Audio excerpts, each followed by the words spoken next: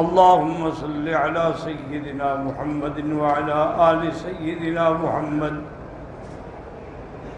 كما صليت على إبراهيم وعلى آل إبراهيم في العالمين إنك حميد مجيد. أعوذ بالله من الشيطان الرجيم. بسم الله الرحمن الرحيم. فإذا نفخ في الصور فلا أنصاب بينهم يومئذ ولا يتساءلون. فمن ثقلت موازينه فأولئك هم المفلحون. ومن خفت موازينه فأولئك الذين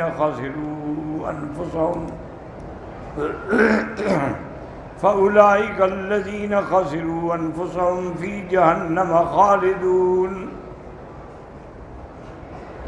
تلفح وجوههم النار وهم فيها كالحون. قال المؤلف والمفسر رحمه الله تعالى: أدام النفع بعلومه وعلومكم في الدارين آمين، إلى أن قال: يخبر تعالى أنه إذا نفخ في الصور نفخة النشور وقام الناس من القبور فلا أنصاب بينهم يومئذ ولا يتساءلون. ان آیات میں اللہ تبارک و تعالی نے نفخ صور کے بارے میں ذکر فرمایا ہے. ویسے بعض علماء کہتے ہیں کہ نفخہ جو ہے نفخات تین ہیں. ایک نفخۃ الفزع ہے، ایک نفخۃ الصعق ہے، اور ایک نفخۃ البعث ہے. لیکن راجح قول یہ ہے کہ دو نفخات ہیں. فزع یہ ہے کہ جب وہ سور پھونکا جائے گا تو ابتدا میں گھبراہٹ ہوگی حتیٰ کہ پھر سب پہ موت ہو جائے گی، اور اس کے بعد پھر سور پھونکا جائے گا تو سب اپنے اپنے قبروں سے کھڑے ہو جائیں گے. ان دونوں نفخات کے درمیان میں تقریباً 40 سال کا وقفہ ہے. اور یہ تمثیلات نہیں ہیں بلکہ حقیقتاً یعنی سور ہے، جس کے بارے میں میرے آقا نے رحمت دو عالم نے محبوب دو جہاں صلی اللہ علیہ وسلم نے فرمایا کہ قرن ینفخ، وہ ایک سور ہے جیسے سینگ ہوتا ہے، اسی میں اللہ کے حکم سے فرشتہ جو ہے وہ پھونک ماریں گے. اسی طرح ایک اور روایت میں آتا ہے کہ کچھ صحابہ نے حضور کی خدمت میں عرض کیا کہ یا رسول اللہ صلی اللہ علیہ وسلم، اب اللہ کا شکر ہے کہ اتنی فتوحات ہوئی ہیں کہ اموال غنیمت سے ہمارے بیت المال بھرے ہوئے ہیں، تو یہ عجیب بات لگتی ہے کہ آپ پرانے کپڑے پہنے ہوتے ہیں جن میں ٹاکیاں لگی ہوتی ہیں، تو کم سے کم ایک تو جوڑا ہم تیار کر لیں جو آپ جمعہ کے دن پہنیں، عیدین کے دن پہنیں، یا کوئی وفد ملنے کے لیے آئے تو اس دن کم سے کم آپ اس جوڑے کو استعمال فرمائیں. تو حضور پاک صلی اللہ علیہ وسلم نے فرمایا بھائی کیا کہہ رہے ہو؟ اللہ کا فرشتہ جو ہے واضع فاہ علی السور رافع بصرہ الی السماء، اس نے اپنا منہ جو ہے وہ سور پہ رکھا ہوا ہے اور آنکھیں اللہ کی طرف اٹھی ہوئی ہیں. متی یؤمر ینفخ، کب حکم ہوتا ہے کہ میں سور پھونکوں؟ جب پتہ ہی کوئی نہیں تو پھر ایسے کپڑے کی تیاری کرنے کی کیا ضرورت؟ تو اس کا معنی یہ ہے کہ سور جو ہے وہ بالکل ایک حقیقت ہے، کوئی مثال یا تمثیل نہیں ہے جیسے بعض ملحدین کہتے ہیں. اور یہ بھی اللہ کا نظام ہے کہ اس سور میں اتنے سوراخ ہوں گے جتنی اللہ کی مخلوق ہے، اور جب وہ سور پھونکیں گے تو ہر اس سوراخ سے روح نکلے گی اور اللہ کے حکم سے وہ سیدھی اسی جسد میں پہنچے گی جس کے بارے میں حکم ہے. یہ نہیں ہو سکتا کہ وہ روح کسی اور کے جسد میں چلی جائے. اور پھر لوگ جو ہیں اپنے قبروں سے کھڑے ہوں گے اور اس انداز میں کھڑے ہوں گے کہ وہ حیران ہوں گے، پریشان ہوں گے، سمجھ کچھ نہیں آ رہی ہوگی کہ کیا ہو گیا۔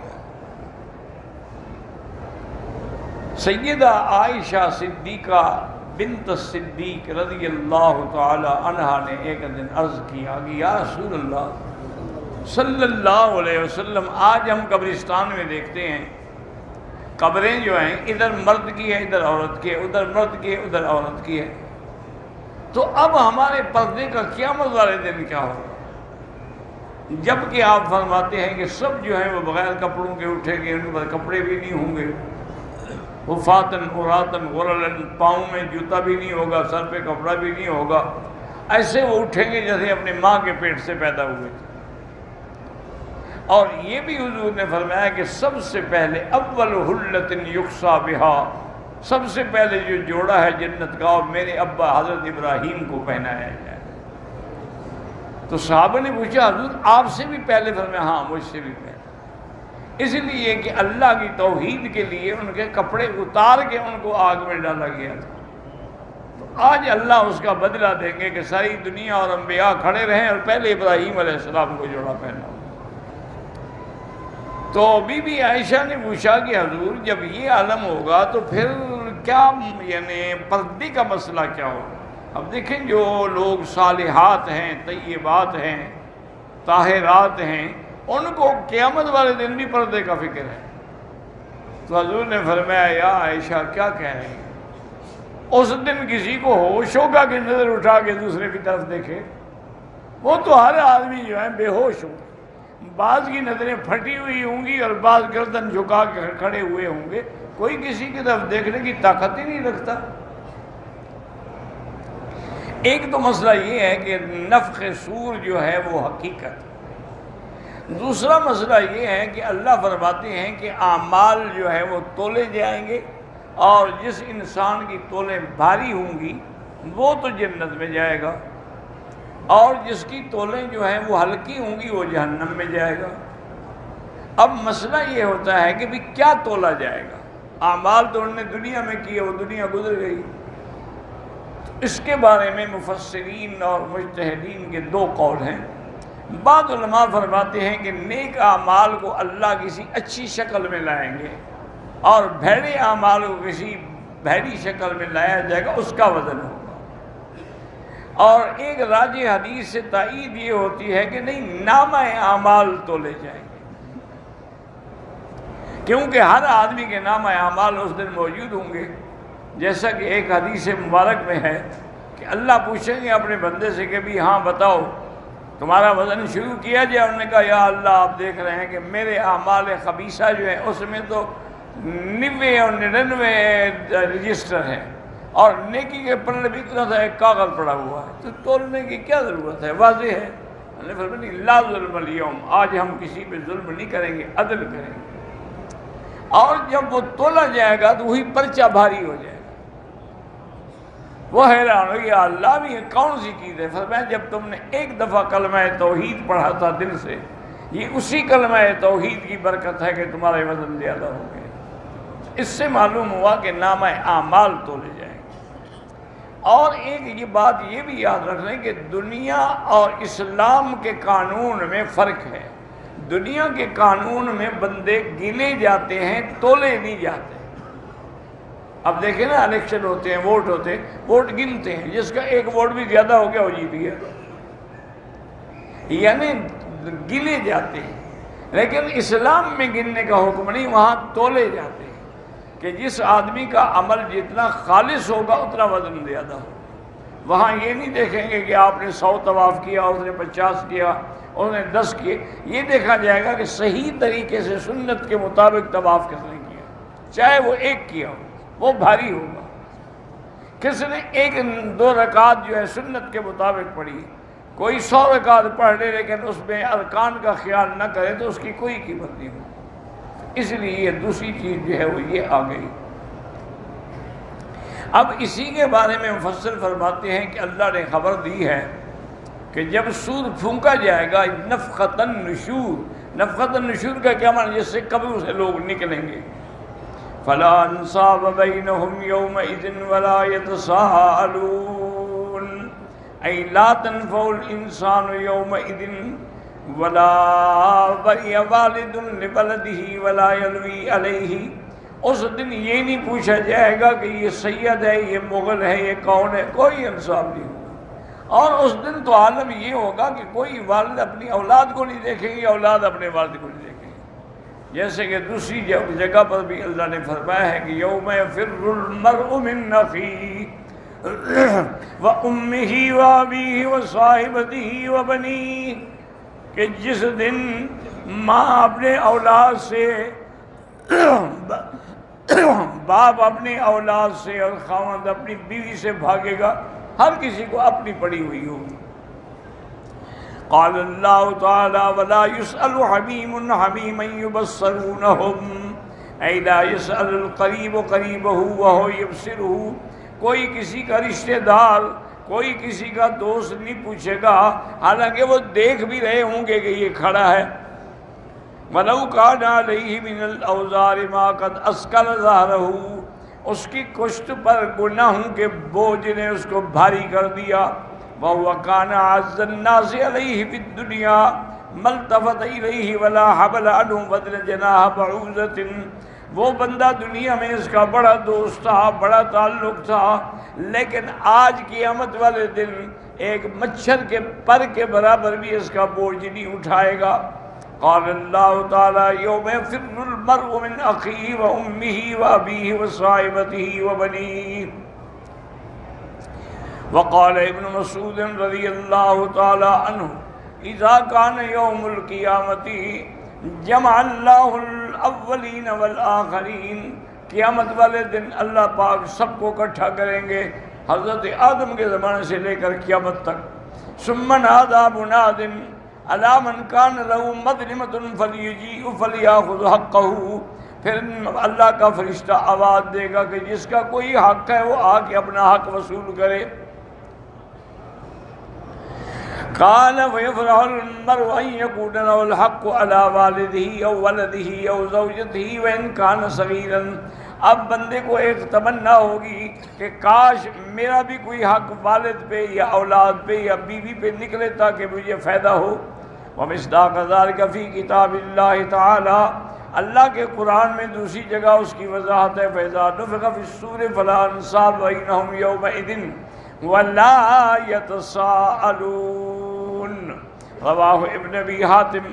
وقال الامام احمد حدثنا ابو سعید مولا بنی ہاشم حدثنا عبداللہ ابن جعفر حدثتنا ام بکر بنت المسور ابن مخرمة عن عبید اللہ ابن ابی رافع عن المسور ای هو ابن مخرمة رضی اللہ تعالی عنہ قال قال رسول اللہ صلی اللہ علیہ وسلم فاطمہ بضعۃ منی. بیوی فاطمہ میرے جگر کا ٹکڑا ہے. یغیظنی ما یغیظها، وہ چیز مجھے ناپسند ہے جو بیوی کو ناپسند ہے. وینشطنی ما ینشطها، اور مجھے وہ چیز پسند ہے جو بیوی کو پسند ہے. وان الانصاب تنقطع یوم القیامت الا نسبی وسببی وسیری.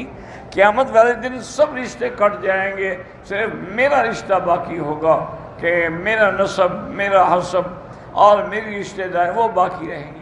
وهذا الحديث له اصل في الصحيحين عن المسور بن مخرمة ان الرسول قال فاطمة بضعة مني يريبني ما يريبها ويؤذيني ما آذاها. جو بیوی کو نقصان تکلیف پہنچائے وہ چیز میرے لیے بھی تکلیف کا باعث ہے. وقال الامام احمد حدثنا ابو عامر حدثنا زہیر عن عبداللہ بن محمد عن حمزة بن ابی سعید الخدری رضی اللہ عنہ عن ابیہ قال سمعت رسول اللہ صلی اللہ علیہ وسلم یقول علی ھذا المنبر. وہ کہتے ہیں کہ میں نے سنا اسی منبر پہ حضور کھڑے تھے اور آپ نے فرمایا ما بال رجال یقولون ان رحم رسول اللہ لا تنفع قومہ، کہ بعض لوگ کہتے ہیں کہ اللہ کے نبی کے جو رشتے والے ہیں ان کو کوئی فائدہ نہیں ہوگا. بلا واللہ ان رحمی موصولۃ فی الدنیا والآخرہ، میرا نسب جو ہے اور میرا حسب جو ہے وہ قیامت تک دنیا میں بھی اور آخرت میں بھی فائدہ دے گا. وَإِنِّي أَيُّهَا النَّاسُ فَرْتٌ لَكُمْ إِذَا جِئْتُمْ، اور میں تم سے پہلے حوض پہ پہنچوں گا جب تم آؤ گے۔ قال رجل یا رسول اللہ انا فلان ابن فلان فاقول لهم اما النسب فقد عرفت ولكنكم احدثتم بعدي وارتدتم القهر، میں جانتا ہوں لیکن تم لوگوں نے میری وفات کے بعد بدعات اختیار کی۔ وقد ذکرنا فی مسند امیر المؤمنین عمر بن الخطاب رضی اللہ عنہ من طرق متعددۃ عنہ رضی اللہ عنہ انه لما تزوج ام کلثوم بنت علی بن ابی طالب رضی اللہ عنہما قال اما واللہ ما بی الا انی سمعت رسول اللہ صلی اللہ علیہ وسلم یقول کل سبب ونسب فإنه منقطع یوم القیامت الا سببی ونسبی۔ جب حضرت عمر رضی اللہ تعالی عنہ نے حضرت علی کی بیٹی ام کلثوم سے نکاح کیا تو انہوں نے فرمایا میں اس لیے نکاح کر رہا ہوں کہ میرا حضور سے نسب جڑ جائے، رشتہ جڑ جائے، چونکہ سب نسب کٹ جائیں گے مگر حضور کا نسب باقی رہے گا۔ ورواه الطبراني والبزار والهيثم بن كليب والبيهقي والحافظ الضياء في المختار وذكر أنه أصدقها 40,000 إذاما وإكراما۔ حضرت عمر نے بی بی ام کلثوم کو 40,000 درہم کی حق المہر دی ان کی شان کے لیے کہ بھی ان کا مقام اتنا بلند ہے۔ فقد روى الحافظ ابن قساکر فی ترجمۃ ابی العاص بن الربیع زوج زینب بنت رسول اللہ صلی اللہ علیہ وسلم طریق ابی القاسم البغوی۔ ابی العاص بن الربیع یہ خاوند ہیں بی بی زینب حضور کی بیٹی کے، ان سے یہ روایت ہے حدثنا سلیمان بن عمر بن الاقطع قال حدثنا ابراہیم بن عبد السلام عن ابراہیم بن یزید عن محمد بن عباد بن جعفر سمعت ابن عمر رضی اللہ تعالی عنہ یقول قال رسول اللہ صلی اللہ علیہ وسلم کل نسب وسحر ینقطع یوم القیامت الا نسبی وسحری، ہر خاندان ہر رشتہ کٹ جائے گا مگر میرا رشتہ باقی رہے گا۔ رافیہ من طریق عمار ابن سیف عن ہشام ابن عروۃ عن نبی عبداللہ ابن عمرو مرفوعا سألت ربی عز وجل ان لا اتزوج الى احد من امتی ولا يتزوج الى احد منهم الا كان معي في الجنہ فاعطاني ذلك۔ حضور نے فرمایا میں نے اللہ سے دعا کی ہے کہ میں جس سے شادی کروں یا جس سے میرا رشتہ ہو جنت میں میرے ساتھ ہوں، اللہ نے میری دعا قبول فرما لی ہے۔ ومن حدیث عمار بن سیف عن اسماعیل عبد اللہ بن عمرو وقوله تعالی فمن ثقلت موازینہ فاولئک هم المفلحون، اے من رجحت حسناتہ ولا سیئاتہ، جس کی نیکیاں بھاری ہو گئی چاہے ایک نیکی بھی زیادہ ہو گئی، یہی لوگ ہیں جو کامیاب ہوں گے قیامت میں۔ الذین فازوا فنجوا من النار، جو کامیاب ہو گئے جہنم سے چھٹکارا مل گیا جنت میں داخل ہو گئے۔ وقال ابن عباس اولئک الذین فازوا بما طلبوا، ایک کامیاب ہو گئے ان کو وہ چیز مل گئی جو ان نے مانگی۔ وَنَجَوْا مِن شَرِّ مَا مِنْهُ حَارَبُوا، اور اس شر سے اللہ نے نجات دی جس سے وہ بھاگے۔ وَمَنْ خَفَّتْ مَوَازِينُهُ، جس کے نامہ اعمال جو ہیں وہ ہلکے ہو گئے، اَيْ ثَقُلَتْ سَيِّئَاتُهُ وَلَا حَسَنَاتِهِ، اس کے اعمال سیئات جو ہیں نیکیوں پر بھاری پڑ گئے۔ فَأُولَئِكَ الَّذِينَ خَسِرُوا أَنفُسَهُمْ، یہ وہ لوگ ہیں جن نے اپنے آپ کو خسارے میں ڈالا۔ خابوا وحلقوا وباؤوا بالصفقة الخاسرة، یہ ہلاک ہوئے اور ان کا جو اصل پونجی تھی وہ بھی ختم ہو گئی۔ وقال الحافظ ابو بکر البزار حدثنا اسماعیل بن ابی الحارث حدثنا داود بن المحبر حدثنا صالح المری عن ثابت البنانی وجعفر بن زید بن مسلم بن زادان عن انس بن مالک يرفعه قال ان للہ ملکا موکلا بالمیزان، اللہ کا فرشتہ ہے جو میزان پہ کھڑا ہوگا۔ وَيُؤْتَى بِابْنِ آدم وَيُوقَفُ بَيْنَ كَفَّتَيْ الْمِيزَانِ، ابن آدم کو لایا جائے گا اور اس کو اس کے جو تولنے والے پہ ان کے درمیان میں کھڑا کیا جائے گا. فَإِنْ ثَقُلَ مِيزَانُهُ نَادَىٰ مَلَكٌ بِصَوْتِهِ. اگر وہ بھاری پڑ گئی، وہ کہتے ہیں یعنی اس بندے کو تولا جائے گا، اگر اس کے بھاری ہو گیا تو آواز آئے گی، پوری دنیا سنے گی کہ سعید فلان سعادتاً، فلاں کو سعادت مل گئی، اب اس کے لیے کوئی بدبختی نہیں ہوگی. وَإِنْ خَفَّ مِيزَانُهُ نَادَىٰ مَلَكٌ بِصَوْتِهِ يُسْمِعُ الْخَلَائِقَ. اور اگر اس کا وزن کم پڑ گیا تو آواز دی جائے گی کہ شقا فلان شقاوتاً، فلاں آدمی کے مقدر میں شقاوت ہے، اب اس کو سعادت کبھی نہیں ملے گی. اسنادہ ضعیف فإن داؤد بن المحبر ضعیف متروک ولہذا قال تعالیٰ فی جہنم خالدون ای ماکثون فیہا.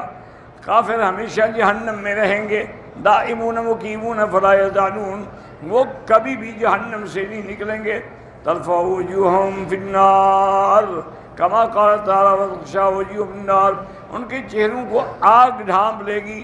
وقال لو يعلم الذين كفروا حين لا يكفون عن وجوههم النار ولا عن ظهورهم. اگر کافر جان لیتے کہ قیامت میں ایک وقت آئے گا جب ان کو جہنم میں ڈالے جائے گا، نہ اپنے منہ کو بچا سکیں گے نہ اپنی پشت کو بچا سکیں گے. وقال نبی حاتم حدثنا ابی قال حدثنا فرد ابن ابی البغراء حدثنا محمد بن سلمان الاصبہانی عن ابی سنان زرار بن مرۃ عبد اللہ بن ابی الحذیل عن نبی ہریرہ رضی اللہ عنہ عن النبی صلی اللہ علیہ وسلم قال ان جہنم الناسک لأہلہا تلقاہم لہبا. جب جہنمیوں کو جہنم کی طرف لے جائیں گے تو جہنم کی آگ کے شعلے ان کا استقبال کریں گے. ثم تلفعہم لفعۃ، پھر اس کو جلائیں گے. فلم یبقى لہم لحم، اب کوئی اس پہ گوشت نہیں بخشے گا. الا سقط، وہ سارے کا سارا گوشت اس کی ایڑیوں پہ گر جائے گا. وقال ابن مرتوى حدثنا احمد بن محمد بن يحيى القزاز حدثنا الخضر بن علي بن يونس القطان حدثنا عمرو بن الحارث بن الخضر القطان حدثنا سعيد بن سعيد المقبري النخعي عن نبيه عن ابي الدرداء رضي الله تعالى عنه قال قال في قول الله تعالى تلفع وجوههم النار قال تلفعهم لفعة. ایسا آگ کی لپٹ آئے گی، جلائے گی، حتیٰ کہ ان کے گوشت جو ہیں بہہ کے ان کے ایڑیوں پہ آ جائیں گے. وقول ترہم فیہا قالہون، اب وہ چہرہ بگڑ گیا، شکل بگڑ گئی اور جنت میں پڑے ہوں گے. قال علی بن ابی طالب یعنی آبسون. وقال الثوری النبی ساکن بالاحوص عن عبد اللہ رسولہم فیہا قالہون. قال علم تر الى الراس المشیط الذی قد بدا اسرانہ وقلست شفتاہ. کیا تم نے نہیں دیکھا ایسے سر پہ کہ ایسی اس پہ کنگھی چلائی جائے گی جس کے یعنی وہ دانے ظاہر ہوں گے، اس کے چمڑے کو بھی چھین لیں گے. اور اس کے بعد فرماتے ہیں حتیٰ تولو سرتہ ورواہ الترمذی عن سوید بن عبد اللہ المبارک بھی وقال حسن غریب واللہ اعلم.